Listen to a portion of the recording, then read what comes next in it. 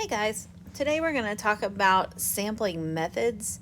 You don't actually have to memorize all these types of samples, but it's just to kind of help you understand what a sample is from a population. So these are some main types of samples that we might take a survey for in our population. So the first one is a simple random sample. So basically, everybody has an equal chance of being included. So that's the big key to this one. Everybody has an equal chance. We would normally use like a random number generator or something like put everything in a hat and pick it out. That's all the same. Something along those lines. So a teacher puts students' names in a hat and chooses without looking to get a good sample of student or to get a sample of students. Why is this good? Because it is random, right? It's not biased. Okay, and everybody has an equal chance. A stratified random sample is the population is split into groups first, and then the sample consists of some from every group, and then the members of each group are chosen randomly. So a student council surveys 100 students, and then they split the students into strata, which are actually like lines like that. So you might have freshmen, sophomores, juniors, and seniors. So we split them into categories and then take a few out of each category.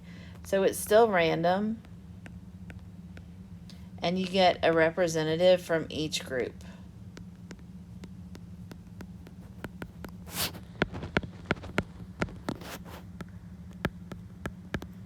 Okay, so you get everybody in your sample.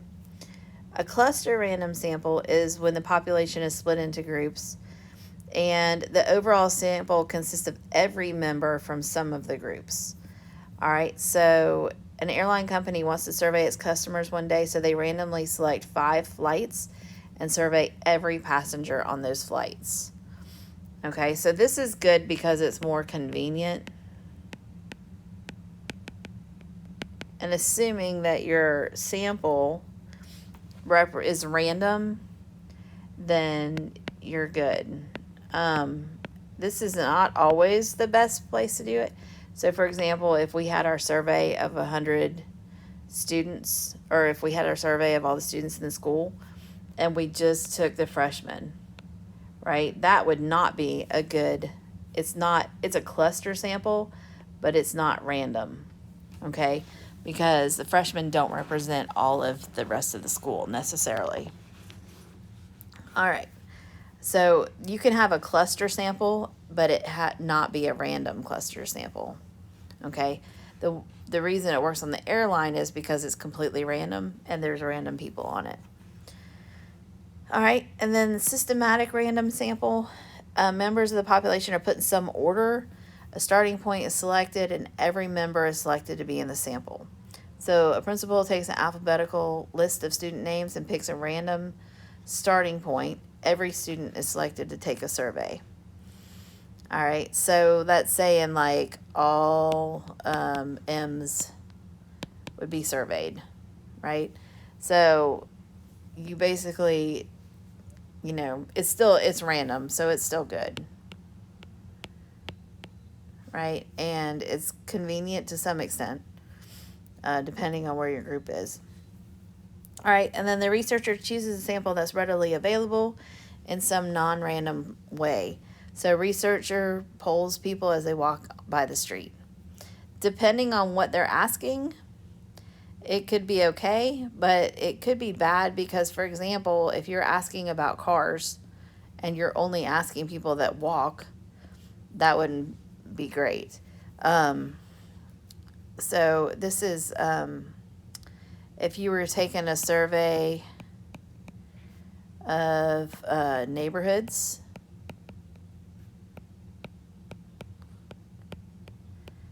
and you only asked your neighborhood,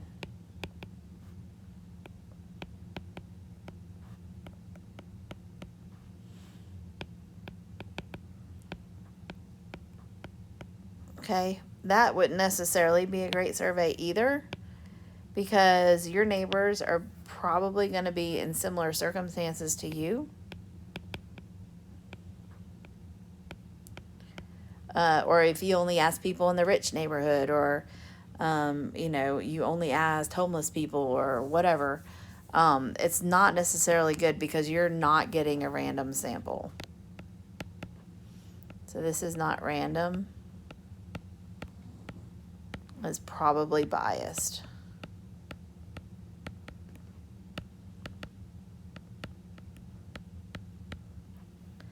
Okay. Let's see.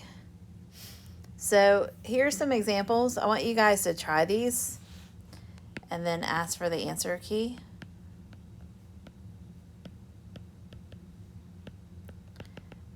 You can also work with your neighbors to help,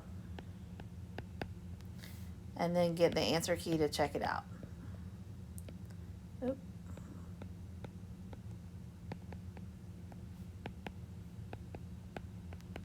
All right, so there you go. If you have any questions, just let me know.